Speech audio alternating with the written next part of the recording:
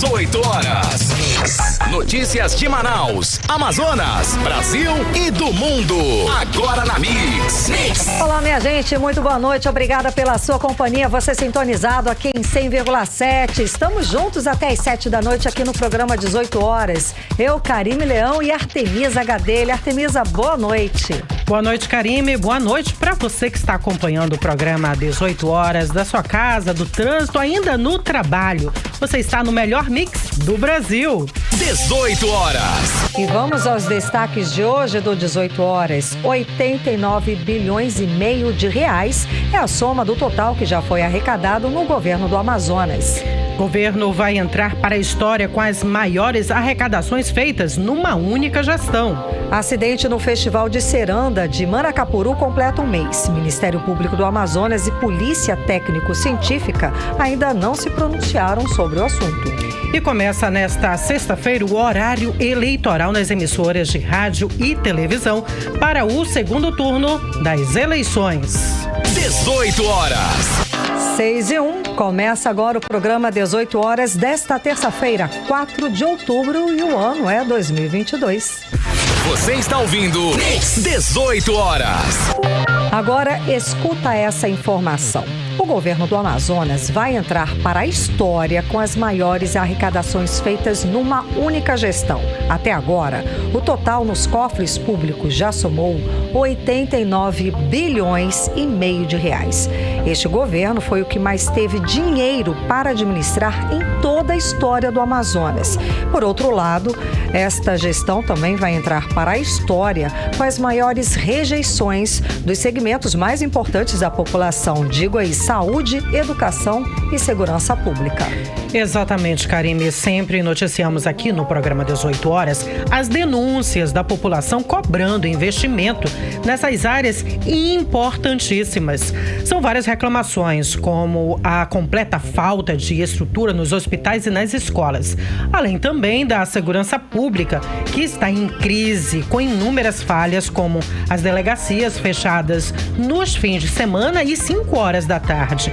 Essa realidade colocou o Amazonas com os maiores índices de criminalidade do país. Ou seja, Artemisa, mesmo com 89 bilhões e meio de reais nos cofres públicos, o governo do Amazonas não consegue transformar esse dinheiro em benefício para o cidadão. Somos aí um estado rico que simplesmente não consegue garantir educação, saúde, muito menos segurança para o seu povo. E para quem trabalha, o governo também não cumpre acordos, não paga nem direitos trabalhistas. Um absurdo não pagar pelo menos os direitos trabalhistas. Alguns servidores públicos não receberam direitos trabalhistas como a database. É o caso dos professores da Secretaria de Educação do Estado. O governo deve 11,54% de database desde março. E para os policiais civis, o governo deve 10,4% de database desde abril, além da última parcela do escalonamento e promoções que foram prometidas por Wilson Lima e a categoria até agora não recebeu. Vamos aos detalhes na reportagem de Odineia Araújo.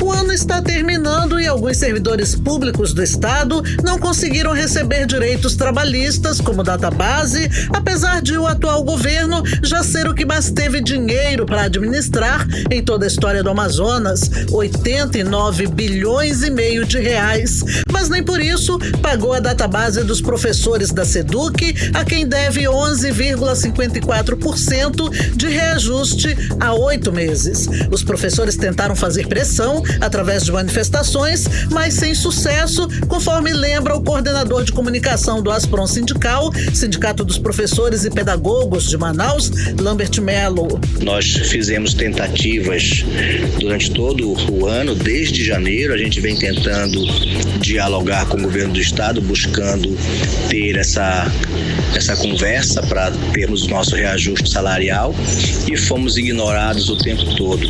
Fizemos recentemente uma ação assim mais intensificada, que foi o calendário de lutas que foi aprovado e que foi desenvolvido durante os meses de agosto e setembro, com esse objetivo de forçar o governador a dialogar, não tivemos sucesso. Os professores entraram com ação na justiça para que o governo seja obrigado a pagar os direitos trabalhistas. Já aos policiais civis, o governo do Amazonas deve a reposição salarial de 10,04% desde abril, além do pagamento da última parcela do escalonamento, negociada em 2018, e a liberação das promoções prometidas por Wilson Lima à categoria. Por causa dessas dívidas do governo com os policiais civis, o presidente do Simpol, Sindicato dos Policiais Civis do Amazonas, Jaime Lopes, diz que a categoria também não encontrou outra forma a não ser entrar na justiça. Lamentavelmente, nós temos encontrado muitas dificuldades porque o governo tem hesitado em observar os nossos direitos. Por esse motivo, preteritamente, nós ajuizamos uma ação coletiva que deflagrou o processo de promoção dos policiais civis referente ao período aquisitivo anos 2014 a 2016. Nós também ingressamos com o cumprimento provisório de sentença, buscando compelir o Estado, por intermédio de medidas coercitivas, a fim de efetivamente reconhecer esse direito induvidoso dos policiais civis à ascensão funcional. Contudo, até o presente momento, o Estado, por intermédio da PGE, tem resistido e os policiais civis continuam sem promoção. Em relação à última parcela da nossa reestruturação remuneratória, também conhecida como escalonamento, nós ajuizamos uma ação coletiva. Essa ação, ela tramita em primeira instância e daí nós temos um otimismo muito grande de que o Poder Judiciário possa obrigar o Poder Executivo a cumprir aquilo que está previsto, fazendo valer os direitos dos policiais civis. Há 3 meses para encerrar o ano, a esperança dessas categorias é a justiça, conforme Jaime Lopes e Lambert Melo. Temos realmente encontrado muita dificuldade porque o governo hesita em dialogar com o nosso sindicato, e o que nós queremos tão somente é que os direitos de quem nós representamos seja observado, né? Até o presente momento, infelizmente, a postura do governo não prima pelo diálogo, né? Não respeita a interlocução das entidades sindicais. O governador continua intransigente e continua ignorando a categoria e também desrespeitando os nossos direitos. É frustrante porque você percebe claramente que o governo do estado despreza a carreira do magistério e não há perspectiva de nós termos melhora nesse tratamento que o governo do estado dispensa para os trabalhadores da educação. O governo do Amazonas não se pronunciou sobre o atraso na database dos servidores públicos. Odinaia Araújo para o 18 horas. Você está ouvindo 18 horas. Bom, a questão que fica é aquela básica que a gente sempre repete aqui. Por que não paga o que deve, se tem dinheiro sobrando até, gente? Qual é o problema de pagar o direito de um trabalhador? Você concorda? Pois é. Outra reclamação contra o governo do Amazonas, que mostramos sempre aqui no 18 horas, é a falta de prioridade no gasto do dinheiro público. A gente viu aí quantas categorias estão aguardando o pagamento de direitos trabalhistas, né? Presta atenção. O governo do Amazonas vai entrar para a história com o maior gasto em publicidade em todas as gestões. Em 3 anos e 8 meses, o governo do Amazonas já pagou R$500 bilhão exclusivamente com publicidade, Artemisa. Isso mesmo, Karime. Ou seja, mesmo com a arrecadação recorde numa gestão com R$89,5 bilhões, a crítica da população, que nós noticiamos sempre aqui no 18 horas, é justamente sobre a falta de critério nos gastos do dinheiro público. Por que não pagar, como você disse? A questão é sobre qual é a prioridade desse investimento. Os números, inclusive, comprovam que ao longo desta gestão, a Secretaria de Comunicação já bateu todos os recordes de gastos de todas as administrações. 18 horas. Agora em Manaus, 6 horas e 10 minutos. Vamos para Brasília conversar com o nosso correspondente, o jornalista Carlos Eduardo Matos. Cadu, muito boa noite, Cadu. Bom, Ciro Gomes e PDT já anunciaram apoio ao candidato Lula. Está confirmado, Cadu? Boa noite, Karime. Boa noite, Artemisa. Boa noite, ouvintes do 18 horas. Confirmado, Karime, o presidente nacional do PDT, Carlos Lupe, se posicionou de maneira firme nessa questão para que não pare qualquer dúvida sobre de que lado o partido vai estar nesse segundo turno. Vamos ouvir então um trecho da entrevista que ele concedeu à imprensa hoje à tarde. Carlos Lupe. Olha, todos os filiados ao partido, todos os membros do partido têm esse compromisso, porque é uma decisão do seu órgão maior, que é a direção nacional do partido. Então, se a pessoa é filiada ao partido, se a pessoa deve ao partido, inclusive, as suas candidaturas, e não obedece a decisão do partido, vamos acabar com o partido. Essa decisão foi tomada, essa decisão é apoio ao presidente Lula, porque ele representa uma aproximação maior com o nosso diário, não é o nosso diário, não é o que a gente lutou para ser, mas é o mais próximo, e principalmente um não muito grande ao Bolsonaro, que ele representa. Bolsonaro, na nossa opinião, representa o atraso do atraso do atraso desse país, o aspirante a ditador, o malversador do dinheiro público, um homem da falsa fé cristã. Então, nós não admitimos nenhum pedetista apoiando Bolsonaro. 18 horas. A gente acompanhou a fala do presidente nacional do PDT, Carlos Lupe, em apoio ao candidato Lula. Cadu. Foi uma pressão de Carlos Lupe sobre todos os integrantes do partido PDT, mas o recado tinha endereço certo, Karime. Ciro Gomes vinha tergiversando, tentando ganhar tempo, aí Carlos Lupe percebeu a movimentação suspeita, né, e tratou de fazer uma pressão para evitar o que aconteceu em 2018, quando o Ciro viajou para Paris, né? Por causa disso, até hoje dizem que ele foi ou teria sido responsável pela derrota de Fernando Haddad nas eleições passadas. Então, Ciro Gomes, logo após essa coletiva com Carlos Lupe, gravou um vídeo apoiando a decisão do PDT, mas mantendo um posicionamento crítico no apoio ao candidato Lula. Vamos ouvir um trecho do pronunciamento de Ciro Gomes. E eu gravo esse vídeo para dizer que acompanho a decisão do meu partido, o PDT. Frente às circunstâncias, é a última saída. Lamento que a trilha democrática tenha se afunilado a tal ponto que reste para os brasileiros duas opções, a meu ver, insatisfatórias. Não acredito que a democracia esteja em risco nesse embate eleitoral, mas sim no seu absoluto fracasso da nossa democracia em construir um ambiente de oportunidades que enfrente a mais massiva crise social e econômica que humilha a esmagadora maioria do nosso povo. Ao contrário da campanha violenta da qual fui vítima, nunca me ausentei ou me ausentarei da luta pelo Brasil. Sempre me posicionei e me posicionarei na defesa do país contra projetos de poder que levaram o nosso povo a essa situação grave e ameaçadora. Espero que essa decisão ajude a oxigenar, temporariamente que seja, a nossa democracia. 18 horas. Agora a gente acompanhou o apoio de Ciro Gomes ao candidato Lula, né, Cadu? Exatamente, Karime. O apoio do PDT e de Ciro Gomes agora era aguardado com expectativa, viu? E com relação a Simone Tebet, ainda não houve nenhum posicionamento oficial, nem dela e nem do MDB. E também é um apoio aguardadíssimo, já que ela ficou em terceiro lugar nessas eleições. Estamos aguardando esses dois posicionamentos, Karime, porque o prazo dado pelo próprio partido de 48 horas já expirou. Então a gente deve falar sobre esse assunto amanhã. O MDB deve divulgar alguma coisa, alguma nota agora hoje à noite ou amanhã pela manhã.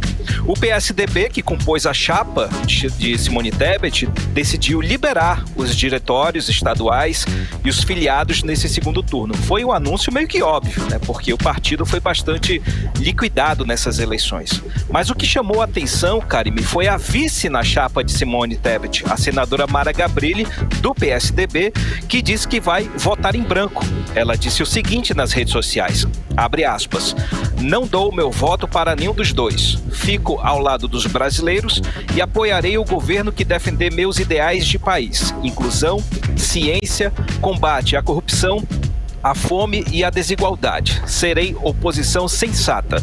Serei sempre construção. Fecha aspas.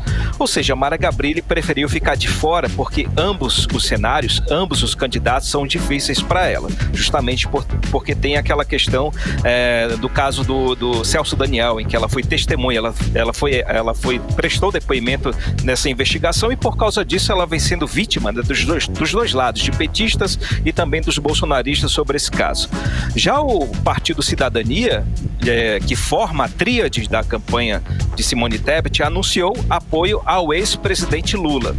No lado de Bolsonaro, hoje foi dia de chamar os candidatos eleitos e reeleitos para formar uma aliança de apoio. Os governadores do Rio de Janeiro, Cláudio Castro, de Minas Gerais, Romeu Zema, e de São Paulo, Rodrigo Garcia, que perdeu a eleição, anunciaram apoio ao presidente Jair Bolsonaro aqui em Brasília. Então, o presidente Bolsonaro não chamou só os governadores, mas chamou também os senadores eleitos, os deputados eleitos, fizeram um grande movimento para formar um arco de aliança, anunciar aí um arco de aliança pela vitória no segundo turno de Jair Bolsonaro.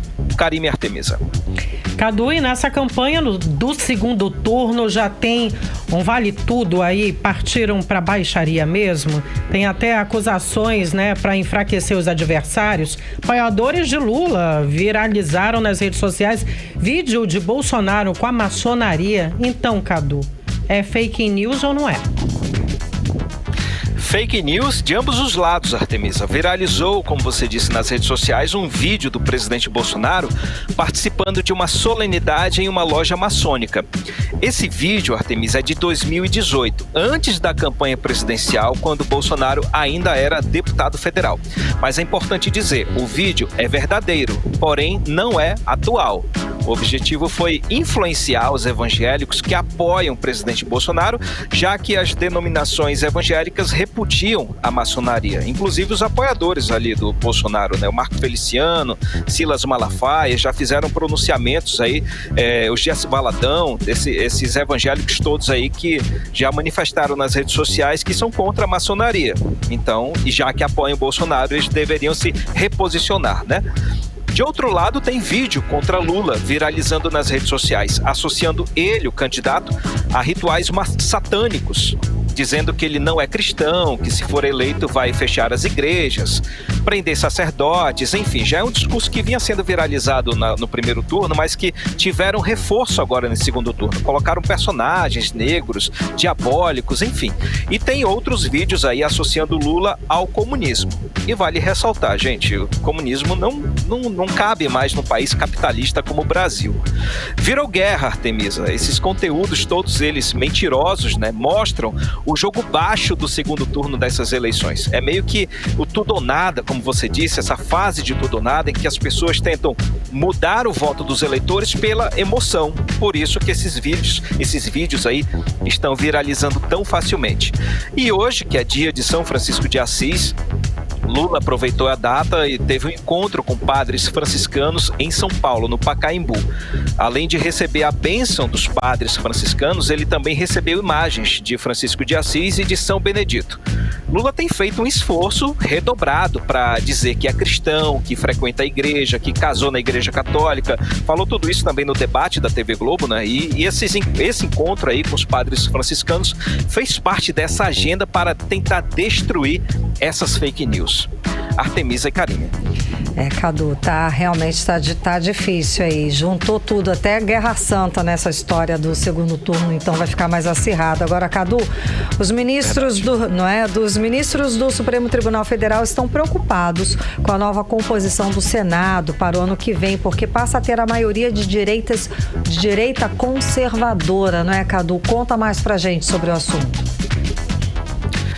Karime, o motivo é que com uma bancada bolsonarista de direita conservadora, como você disse, bastante fortalecida no Senado, a partir do ano que vem, o temor é que as pautas que afrontam o Poder Judiciário, como impeachment de ministros do STF, dessa vez avancem na Casa Alta. Nessas eleições, Karime, entraram alguns personagens de peso do time de Bolsonaro, como Damares Alves, que foi ministra de Direitos Humanos, o astronauta Marcos Pontes, que foi o ministro de Ciência ciência e tecnologia, o pastor Magno Malta, que é um apoiador ferrenho de Jair Bolsonaro, Sérgio Moro, ele que volta ao berço bolsonarista e já anunciou apoio a Bolsonaro nessas eleições, o vice-presidente Hamilton Mourão, que também aí foi eleito senador, enfim, para citar alguns exemplos, né? Então existe agora a preocupação de que o Senado comece a discutir e muito provavelmente aprovar pautas que resultem em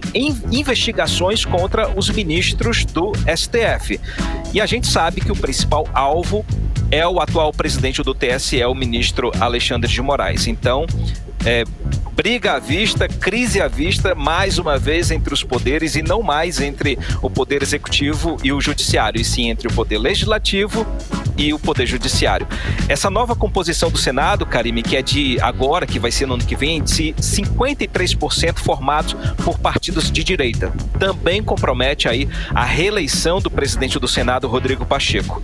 Ele que vem tendo uma postura crítica ao presidente Bolsonaro, inclusive influenciando no travamento de pautas de interesse do governo, e que também não se candidatou nessas eleições apenas para se dedicar exclusivamente ao cargo de presidente do Senado, ele pode ver o projeto de reeleição dele afundar, né?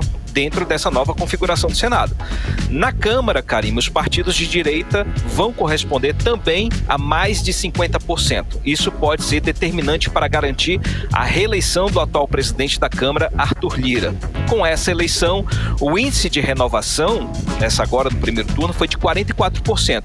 E entre esses novos deputados que virão, a gente destaca aí a futura deputada federal Marina Silva, do Partido Rede. Com certeza, ela vai ser uma forte opositora do ex-ministro do Meio Ambiente, Ricardo Salles, que também foi eleito deputado federal. Então, imagina a briga que vai ser ano que vem, Karime. Vai ter uma batalha de ex-ministros nas pautas ambientais. E eu destaco também a eleição do general Eduardo Pazuello, também eleito deputado federal pelo estado do Rio de Janeiro. Como assim, apesar né? dele ter sido... Como assim? Como assim, meu Rio de Janeiro? Rio de Janeiro. É verdade, cara. Puxa vida. Ele vale pensar, né, que ele foi o pior ministro da saúde da história do nosso país, né? Contribuiu muito para a crise do oxigênio no nosso estado do Amazonas. E por último, a gente destaca aí a deputada Rosângela Moro, né, esposa de Sérgio Moro, que venceu que venceu para o Senado. Então, certamente, o casal vai atuar em defesa das pautas liberais e, principalmente, caso no eventual vitória de Lula, serão opositores ferrenhos de Lula e do PT. Volto com vocês, meninas. Cadu, agora só um parênteses, só que o tom dessas discussões vai ser escolhido agora no segundo turno, porque são dois extremos, não é? Então, todo o tom, tudo que vai acontecer ano que vem vai depender demais do resultado do próximo dia 30 no segundo turno, não é, Cadu? Exatamente, mas com relação à Câmara, a gente estávamos fazendo muitas análises aqui sobre se caso Lula vencer essas eleições, ele vai ter muitos desafios, porque a Câmara já está configurada aí, mais de 50% dos partidos da direita e direita conservadora. Será que ele vai manter o orçamento secreto? Será que ele vai cumprir com a promessa dele de acabar com o orçamento secreto, ou vai precisar do orçamento secreto para abastecer, ter o apoio dos parlamentares da direita, que sempre tiveram esse recurso? É muito provável que ele enfrente aí uma escassez de governabilidade e tenha que recorrer a vários recursos para poder governar. Então, essa é a situação do presidente Lula. Para o presidente Bolsonaro, caso seja reeleito, será o melhor dos mundos, porque a direita e a direita conservadora vão seguir cada vez mais fortes, inclusive a bancada do agronegócio, a bancada da bala e o centrão, propriamente dito, que vai estar cada vez mais aqui, ó, em cima do presidente Bolsonaro. Se ele vai governar, eu não sei.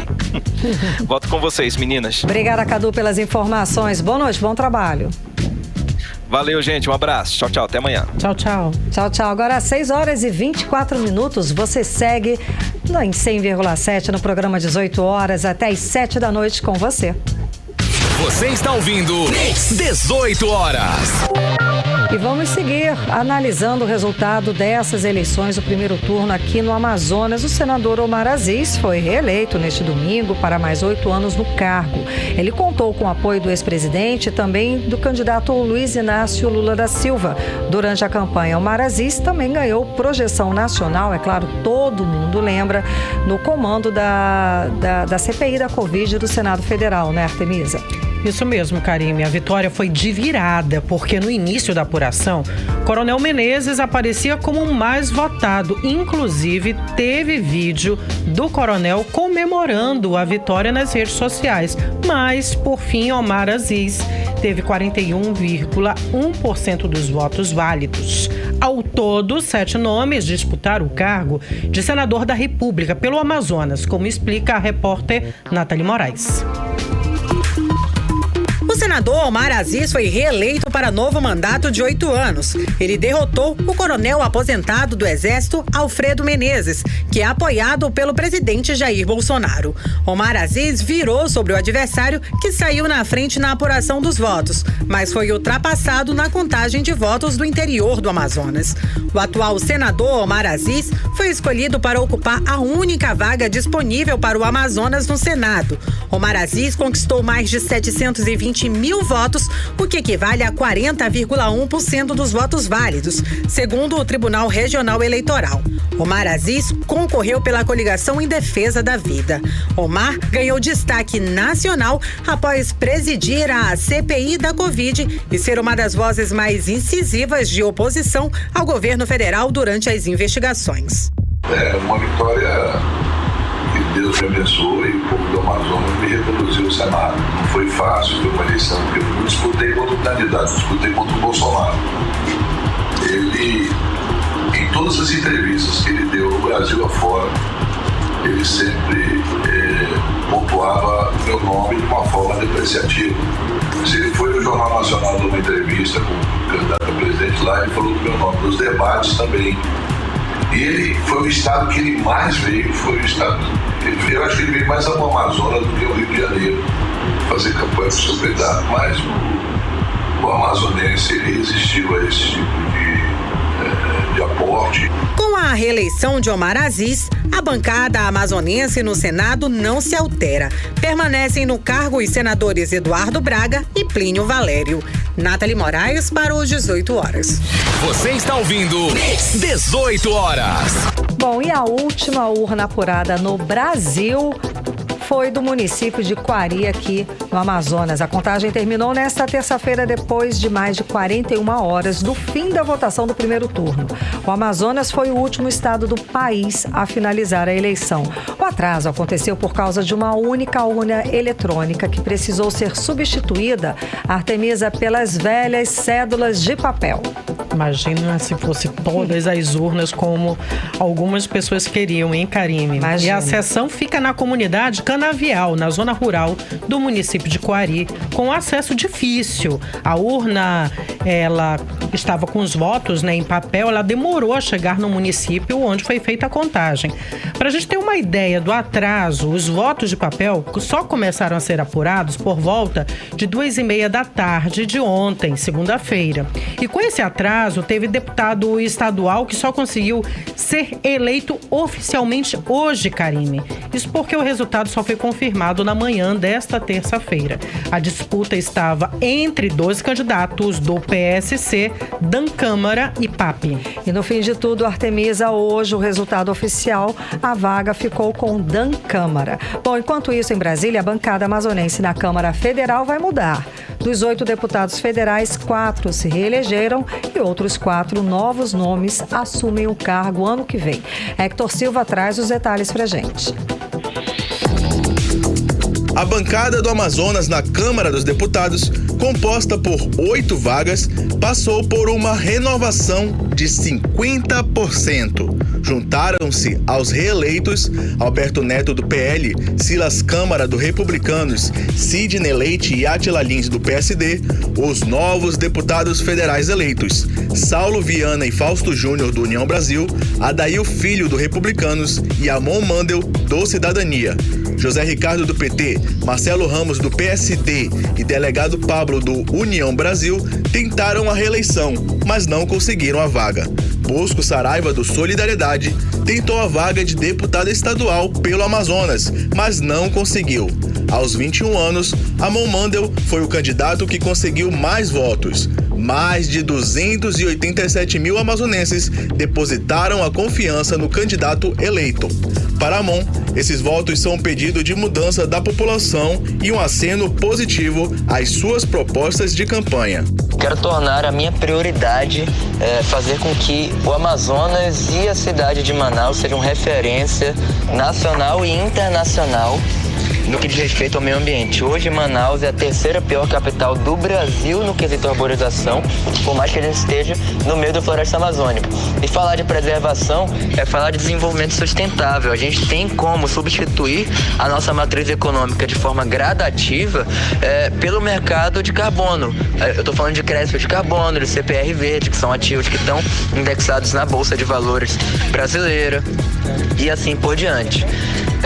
Tem uma série de investidores no Brasil e fora do Brasil que querem investir nisso e que podem ajudar os municípios aqui do Amazonas a crescerem sem precisarem do extrativismo desenfreado. Não que a gente não possa fazer o extrativismo, nós podemos, desde que ele seja sustentável e planejado. Hector Silva para o 18 Horas. Você está ouvindo 18 Horas. E o articulista político Brian Dolzani também analisou esse cenário pra gente. Vamos ouvir.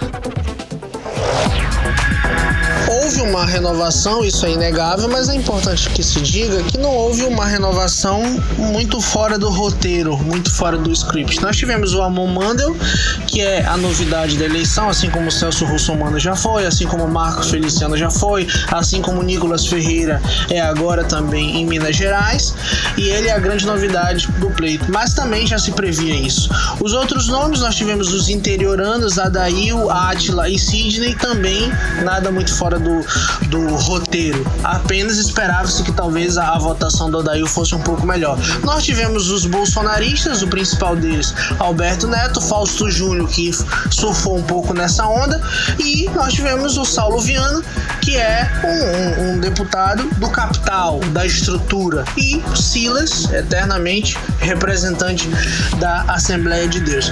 Na Alean, não muito diferente também, nós tivemos o Roberto Cidade e a Joana Dark batendo o recorde histórico de votos, né? E tivemos ali algumas surpresas, como a Débora Menezes, também uma deputada bolsonarista, mas os outros nomes quase que todos ganharam com a força do capital, com a força das grandes estruturas, então nenhuma novidade, nenhuma coisa que salte aos olhos. 18 Horas. E mais de 500 mil eleitores deixaram de votar no Amazonas, um número que poderia decidir a eleição. Isso porque a diferença aí de Wilson Lima para Eduardo Braga na disputa pelo governo do Amazonas ficou em 417 mil votos, Artemisa. Karime, também chamou a atenção no Amazonas a quantidade de votos nulos e brancos para o cargo de senador. 127,3 mil votos nulos e 90,8 votos brancos. Ou seja, mais de 218 mil votos não foram para nenhum candidato. Esse número pode aumentar, inclusive, agora, no segundo turno, como explica a repórter Nathalie Moraes. O Amazonas teve 532.470 pessoas que simplesmente deixaram de comparecer às urnas. Os dados são do Tribunal Superior Eleitoral, que apontam que este número corresponde a 20% do total de eleitores do estado. Os votos brancos chegaram a 58.254 e os nulos a 138.205. Ou seja, 760 mil pessoas não votaram em ninguém por qualquer que seja o motivo. Este número poderia decidir uma eleição. Isso porque, a exemplo disso, a diferença entre Wilson Lima e Eduardo Braga na disputa pelo governo do Amazonas ficou em 417 mil votos, bem abaixo da quantidade de pessoas que, por algum motivo, não quis escolher ninguém ou sequer compareceu ao local de votação aqui no estado. Para o cientista político Nelson Ribeiro, essa Essa alta abstenção está diretamente ligada às falsas promessas dos candidatos. Os políticos prometem algo que é impraticável, não cumprem. Muitas vezes a democracia se distancia do cidadão, ele não se vê motivado a participar do pleito, e é isso que gera abstenção. Tem que ter mais democracia participativa, o cidadão tem que se sentir parte do que vai ser decidido. Enquanto ele for um mero objeto, às vezes, de manuseio dos políticos, ele vai continuar se desestimulando e não indo votar. Também chamou a atenção no Amazonas a quantidade de votos nulos e brancos para o cargo de senador. Dos 2.110.656 votos registrados, 127,3 mil foram nulos e 90,8 mil brancos, ou seja, mais de 218 mil votos não foram para nenhum candidato. A população registrou 196 mil votos brancos ou nulos para governador, 138 mil para deputado estadual e 119 mil para deputado federal. Por outro lado, a polarização entre os candidatos à presidência da República, Lula e Bolsonaro, se refletiu nas urnas do Amazonas. Apenas 37,5 mil votos nulos e 19,5 mil brancos. Em resumo, apenas 57 mil votos não foram para nenhum dos dois candidatos. Aqui no estado, no próximo dia 30 de outubro, o governador Wilson Lima e o candidato Eduardo Braga se enfrentarão no segundo turno da eleição para governo do Amazonas. E para o cientista Nelson Ribeiro, o número de abstenções deve ser ainda maior. Eleitores de outros candidatos muitas vezes se desanimam a participar e aí não vão também. Foram animados para votar nos seus candidatos, como seus candidatos não estão no segundo turno, às vezes eles dizem não, nem vou lá. No Brasil inteiro, mais de 32 milhões de eleitores não compareceram às urnas no último domingo. Nathalie Moraes para o 18 horas. Você está ouvindo 18 horas. E o sinal 5G vai ser ativado a partir do dia 6 de outubro em capitais da região norte do país. Na lista inclui Manaus, Belém, Macapá, Porto Velho e Rio Branco. A informação foi divulgada hoje pela Agência Nacional de Telecomunicações. E a faixa de internet de quinta geração 5G vai ser liberada para entrar em operação. A nova tecnologia permite transmissão de dados de forma mais veloz, estável e com menor tempo de resposta. 18 horas. E daqui a pouco aqui no 18 horas começa nesta sexta-feira o horário eleitoral nas emissoras de rádio e televisão para o segundo turno das eleições. Em instantes aqui no 18 horas. Mix. E vamos conferir agora o tempo e a temperatura para amanhã com ela, Karime Leão. Previsão do tempo. Segundo informações do Clima Tempo, a previsão para amanhã é de sol com muitas nuvens, pancadas de chuva à tarde e à noite. A mínima prevista é de 24 graus, a máxima não deve passar dos 33 graus. As chances de chuva são de 67% e a umidade relativa do ar fica entre 46% e 96%. Mix. Bom, e o mês de outubro começou com muita chuva em Manaus. A gente viu, nossa, segunda-feira, então, choveu o dia inteiro. E aí, o mês de outubro, essa época, esse período de chuvas, é conhecido por ser um mês de transição climática, onde saímos de altas temperaturas e temos o início das pancadas de chuva na região amazônica. É o início de clima mais ameno, né, Artemisa? Que bom, Karine. E nessa transição, teremos chuvas e alguns períodos nublados, característicos da proximidade do inverno amazônico. E é com o início, né? O início dessa mudança. É preciso, então, reforçar os cuidados e se prevenir contra as síndromes gripais, como explica a repórter Nathalie Moraes. Após dias apresentando altas temperaturas e tempo seco, Manaus iniciou a semana debaixo de uma forte chuva em várias zonas da cidade. Nesta segunda-feira, Manaus apresentou uma temperatura de 24 graus, bem abaixo do que foi registrado na semana passada, quando chegamos a atingir 38 graus Celsius. Segundo o meteorologista Leonardo Vergasta, o mês de outubro ainda está dentro da estação mais quente do ano na região chamada de verão amazônico. Porém, essa chuva repentina ainda está dentro da normalidade, pois já estava previsto nuvens com chances de pancadas de chuva e trovoadas isoladas para a primeira semana de outubro. O que explica essa mudança repentina de tempo hoje na capital e em grande parte da região metropolitana são as áreas de instabilidade atmosférica que se formaram devido a elevadas temperaturas e a alta umidade presente na atmosfera. Então é característico do mês de outubro que a gente ainda tem temperaturas bastante elevadas, mas já temos a volta gradativa das chuvas em grande parte da nossa região. Segundo o especialista, a mudança no tempo ocorre por conta da alta umidade presente na atmosfera e o período chuvoso deve se estabilizar no estado de forma gradativa. É natural da nossa região que a gente tenha em um dia temperatura elevada, temperaturas passando aí da casa dos 30 e 34 graus, e no outro dia a gente tenha chuvas ou pancadas de chuva, uma vez que o mês de outubro ele é considerado um mês de transição, onde a gente está saindo da estação seca e dando início à estação chuvosa. Devido a essa constante mudança climática, é preciso reforçar os cuidados para evitar o surgimento das síndromes gripais. O chamado inverno amazônico, que se prolonga até meados de março, é caracterizado por períodos de chuvas intensas e frequentes ao longo de todo o dia.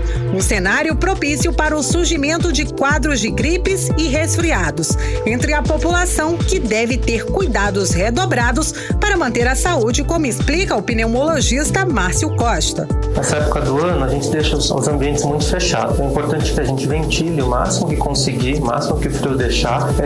Tome cuidado para não colocar a mão na boca e no nariz, tá? E evite ficar perto de alguém que esteja doente. E a gente deve sempre fazer a lavagem das mãos ou passar o álcool gel se não tiver nenhuma sujeira na mão. Isso mata o vírus e previne que eu me contamine. Como afirmou o especialista, a prevenção da gripe pode ser reforçada com atitudes que aprendemos ao longo da pandemia. Não podemos esquecer de continuar usando máscara ao apresentar qualquer sintoma gripal, fazer a higienização das mãos com água e sabão e com álcool 70%. Nathalie Moraes para o 18 horas. Você está ouvindo 18 horas.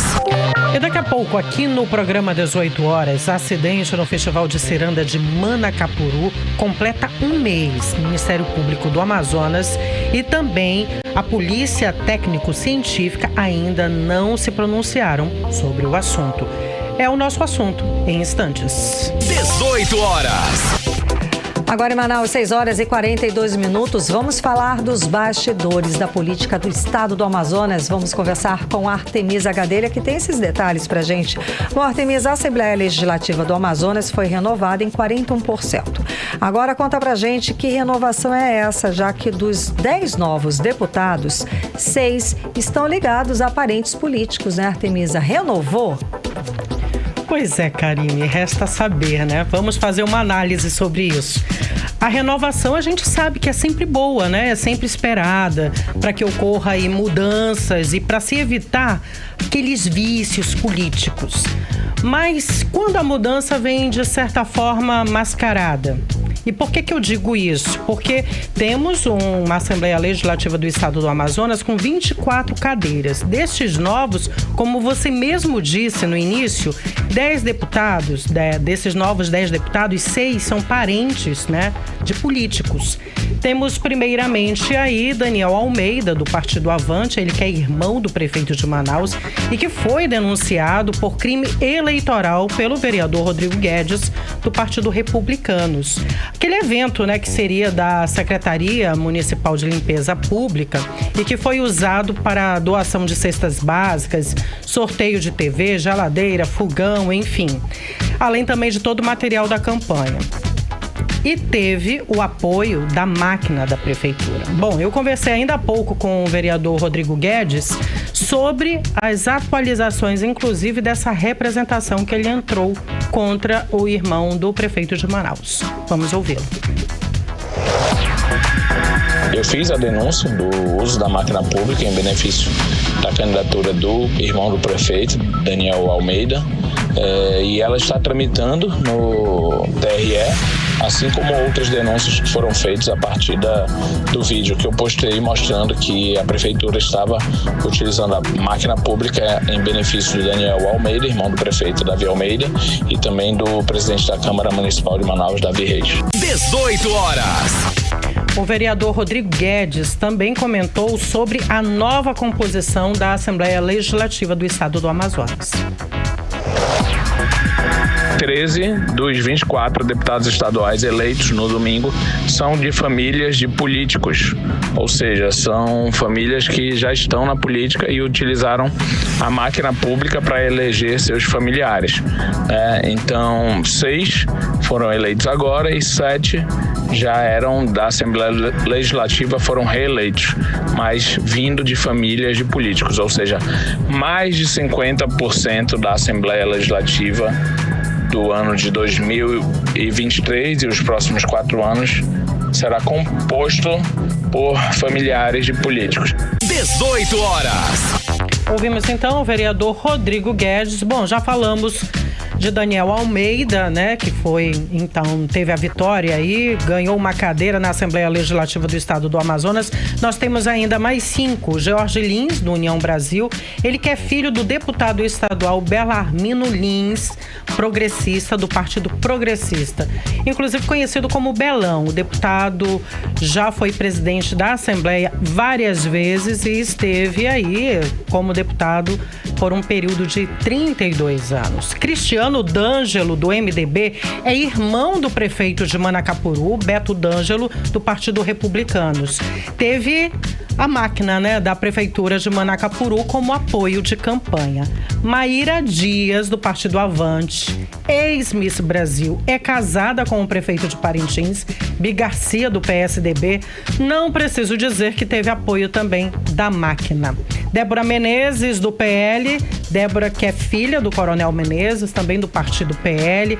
Menezes, que é ex-superintendente da Soframa e foi o segundo colocado na disputa para o Senado Federal. Já comentamos hoje aqui. Tiago Abraim, do União Brasil, é filho do prefeito de Itacoatiara, Mário Abraim, PSC, mais um com a máquina nas mãos.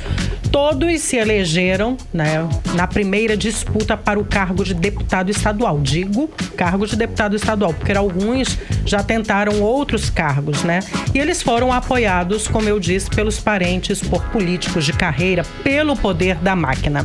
E aí fica a pergunta: temos renovação de verdade? Renovação para fiscalizar o governo, para denunciar ou só para ser mais uma bancada na Assembleia Legislativa? Atualmente, nós temos uma Assembleia apenas com 2 deputados de oposição. O Wilker Barreto, do Cidadania, que foi reeleito agora, e Dermilson Chagas, do Partido Republicanos. Dermilson ficou de fora do pleito, viu, Karime? Com todo o trabalho realizado, inclusive, nesses últimos 4 anos. Trabalho importante de fiscalização, de várias denúncias, inclusive, contra o governador Wilson Lima, do União Brasil, mas não foi eleito. E aí temos ainda mais 4 novatos sem apoio, de parente político: o vereador de Manaus, Vanderlei Monteiro, do Avante, o ex-vereador Rosenha, do PMB, e também o apresentador Mário César Filho, do União Brasil, e o oficial da Polícia Militar, Dan Câmara, PSC. Karine. Artemisi, começa nesta sexta-feira já o horário eleitoral nas emissoras de rádio e TV para o segundo turno, mas os candidatos não pararam, nem um minuto, claro. Eduardo Braga, inclusive, começou o dia falando de propostas numa emissora local, não é? Isso mesmo, Eduardo Braga, do MDB, esteve pela manhã no programa Agora, da TV Norte, SBT Amazonas. Braga falou das propostas para o segundo turno e da dura tarefa, na busca da vitória contra o governador Wilson Lima, governador do Amazonas, candidato à reeleição pelo União Brasil. Braga teve metade dos votos, 21%. Wilson Lima teve 42,80%. Então ele está buscando apoio, Essa tarde, inclusive, a candidata Carol Braz, ela que disputou aí a eleição ao governo do estado do Amazonas, ela declarou que vai estar ao lado de Braga neste segundo turno. E vale ressaltar, Carol, ela teve a 5ª melhor votação deste pleito e ela já foi secretária do atual governador do Amazonas, Wilson Lima. Ela foi secretária dele na Sejusc, Secretaria de Justiça, né, do estado, mas se tornou opositora de Wilson Lima nesta eleição. Agora resta saber se Eduardo vai receber apoio de Amazonino Mendes, né, que teve a 3ª melhor posição do Partido Cidadania, e Ricardo Nicolau, do Solidariedade, que ficou na 4ª posição. Eu soube ainda há pouco, inclusive, Dermilson Chagas, que eu já falei hoje dele aqui, o deputado Dermilson Chagas, vai apoiar o senador, né, candidato ao governo do Amazonas, Eduardo Braga. Ainda não é oficial, são comentários de bastidores. E o governador Wilson Lima, candidato à reeleição, cumpriu a agenda hoje de governo. Ele vistoriou obras do conjunto habitacional do Prosamin Mais na General Rodrigo Otávio, Zona Sul de Manaus. Segundo ele, as obras estão 50% já concluídas e a expectativa é que o conjunto seja inaugurado em dezembro deste ano. O residencial faz parte do Prosamin Mais e vai estar aí abrangendo a comunidade da Sharp até a Cachoeirinha, Zona Sul de Manaus. Carinho. Obrigada pelas informações. Agora às 6h50 e você segue na melhor programação de Manaus, Mix Manaus, até às 7 da noite com o programa 18 horas. Você está ouvindo 18 horas. E o acidente no último dia do Festival de Ciranda de Manacapuru completou um mês no último dia 28 de setembro. Só que o Ministério Público do Amazonas e a Secretaria de Segurança Pública do Estado dizem estar ainda investigando o caso. Artemisa. Mas as informações sobre a responsabilidade do acidente seguem em segredo. No acidente, 24 pessoas ficaram feridas. E Vivian Ramos da Silva, que tinha 24 anos, morreu. Repórter Hector Silva traz mais detalhes sobre o assunto. Acompanhe agora. 36 dias se passaram desde a tragédia que deixou 24 pessoas feridas durante uma apresentação do grupo Flor Matizada no Festival de Ciranda de 2022 de Manacapuru. E o balanço é de uma pessoa morta e uma pessoa que segue internada. Outras 22 pessoas já estão nas suas casas. O Ministério Público do Amazonas informou 2 dias depois do acidente que iria investigar a responsabilidade pelo acidente. O evento deste ano foi organizado pelo governo do Amazonas e não pela prefeitura daquele município, como aconteceu em edições anteriores. A reportagem do 18 Horas procurou o órgão de controle para saber como estão as investigações, mas até o fechamento da reportagem, a assessoria de imprensa não nos deu uma resposta definitiva. O Departamento de Polícia Técnico-Científico também está investigando o caso, só que mais especificamente questões técnicas referentes ao guindaste. Na época, Margarete Vidal, diretora técnica do departamento, informou que foi constatado de início uma deformidade na estrutura do guindaste, mas a causa do acidente não poderia ser esclarecida de imediato. O que nós podemos afirmar no momento é que houve uma deformidade da extremidade do guindaste que segurava aquela estrutura que caiu. Diante do que for encontrado hoje, talvez seja necessário agregar mais peritos. O Departamento de Polícia Técnico-Científica estabeleceu, à época, o prazo de 10 a 15 dias para o relatório final ficar pronto, que depois foi prorrogado com a justificativa de que a investigação era complexa. A reportagem procurou a assessoria de imprensa da Secretaria de Segurança Pública do Amazonas, questionando sobre o andamento das investigações, mas até o fechamento da reportagem, a assessoria não respondeu o questionamento feito pela reportagem. Hector Silva para o 18 Horas. Você está ouvindo 18 horas. E a Agência Nacional de Energia Elétrica manteve a bandeira tarifária verde nas contas de luz dos brasileiros no mês de outubro, sem a necessidade de cobrança adicional nas faturas. Isso significa que as condições de geração de eletricidade no país estão boas, sem que seja necessário acionar usinas termoelétricas que geram uma energia mais cara. A bandeira será válida para todos os consumidores conectados ao Sistema Interligado Nacional. O objetivo desse modelo tarifário é desestimular o consumo de energia elétrica com cobranças extras nas contas, bandeiras amarela e vermelha, quando as condições de geração não são favoráveis. 18 horas. E agora vamos conferir a previsão do tempo para esta noite e madrugada. Com você, Karime Leão. Previsão do tempo. Segundo informações do Clima Tempo, a previsão é de chuva rápida durante a noite e a madrugada. A mínima prevista é de 24 graus, a máxima não deve passar dos 32 graus. As chances de chuva são de 67% e a umidade relativa do ar fica entre 47% e 95%. Bom, estamos no mês de outubro, né? Já estamos aí no dia 4 e este mês é marcado por mensagens de conscientização à prevenção do câncer de mama e até ao combate à sífilis. Isso mesmo, estamos nas campanhas do Outubro Rosa e Outubro Verde. O repórter Hector Silva traz mais detalhes sobre a mensagem dessas campanhas. Acompanhe. O mês de outubro é marcado pelo Outubro Rosa e também pelo Outubro Verde. Os dois temas são campanhas de conscientização. No caso do Outubro Rosa, a ideia é conscientizar homens e principalmente mulheres sobre o câncer de mama. De acordo com o médico Manuel Jesus Júnior, a ação é necessária no Amazonas, já que nos últimos anos tem ocorrido uma diminuição de exames de mamografia no estado e também no país. Houve uma diminuição do número de realizações de mamografia no Brasil e no Amazonas. Quase 40% a menos.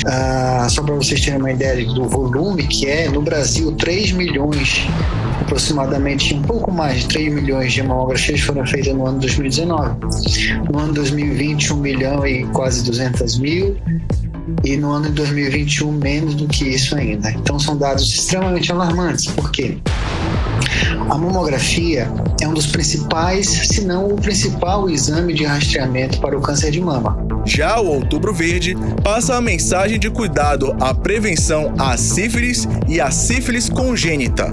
A coordenadora da campanha nacional do Outubro Verde, Lilian Sadek, diz que o estado de São Paulo foi o pioneiro no assunto. Considerando-se então que a sífilis congênita é um grande desafio para os gestores e profissionais de saúde, assim como também para a população, é que desde 2016 a Sociedade de Pediatria de São Paulo, junto com a Secretaria de Saúde do Estado de São Paulo, vem desenvolvendo uma campanha em todo outubro, que é chamada de Outubro Verde, que é para combater a sífilis congênita.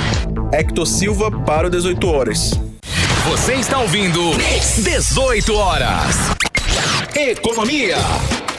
E vamos aos indicadores econômicos de hoje. O dólar fechou em queda de menos 0,11%, cotado a R$ 5,16. O euro fechou em alta de 1,57%, cotado a R$ 5,16. O Bitcoin fechou em alta também, 4,22%, aos R$ 151.513. O Ibovespa, principal índice da Bolsa de Valores brasileira, fechou em alta de 0,08% e encerrou o dia aos 116.230 pontos. O índice de preços ao consumidor semanal, medido pela Fundação Getúlio Vargas, registrou inflação de 0,02% em setembro deste ano. A alta de preços foi observada depois de duas quedas seguidas de preços em julho e também em agosto. 4 das 8 classes de despesa tiveram inflação: alimentação, vestuário, saúde e cuidados pessoais e despesas diversas. Por outro lado, 4 classes de despesa registraram deflação no mês, que foi aí habitação, educação, leitura e recreação, transportes e comunicação. E a venda de veículos caiu no mês de setembro em todo o Brasil, depois de ter registrado em agosto o melhor resultado em 20 meses. As vendas totais de veículos voltaram a cair em setembro. A informação é da FenaBrave, Federação Nacional que representa o setor, e de acordo com o levantamento, foram vendidas 194 mil unidades, incluindo caminhões e ônibus. O resultado é 7% menor do que o registrado no mês anterior. E um dos motivos apontados por analistas do setor são os juros altos e a dificuldade na obtenção de crédito, já que os bancos estão mais seletivos. 18 horas. Agora 6 horas e 59 minutos. Vamos para o editorial 18 horas. Editorial 18 horas. Fechados os números da eleição de domingo, fica patente que o processo eleitoral no Brasil é um exemplo para todo mundo. Primeiro, pelo comportamento dos eleitores de se respeitarem em um momento tão importante para a democracia do país. Os eleitores, com raríssimas exceções, compareceram para votar de maneira pacífica e democrática, mesmo em um contexto de alta tensão e polarização. A cidadania brasileira demonstrou maturidade e compromisso cívico. A Justiça Eleitoral entregou os resultados de forma correta, tendo a conclusão reconhecida por todos os atores políticos. Agora, é torcer para que o processo se repita em um segundo turno, com um final democraticamente respeitado por todos os brasileiros. Afinal, o Brasil deve se acostumar cada vez mais com eleições que ocorrem de 2 em 2 anos, com o voto livre, conquistado a duras penas pelo seu povo, sem ódio e sem violência. 18 horas. 7 em ponto. Ficamos por aqui no 18 horas de hoje, agradecendo a sua companhia. Boa noite, Artemisa. Boa noite, Karime. Boa noite para você que ficou com a gente até essa hora. Obrigada pela sua audiência. Até amanhã. Tchau, tchau. Tchau, tchau. Um beijo. Até amanhã. Fique bem. Fique em 100,7. Você ouviu 18 horas. As notícias do Brasil e do mundo. De volta amanhã.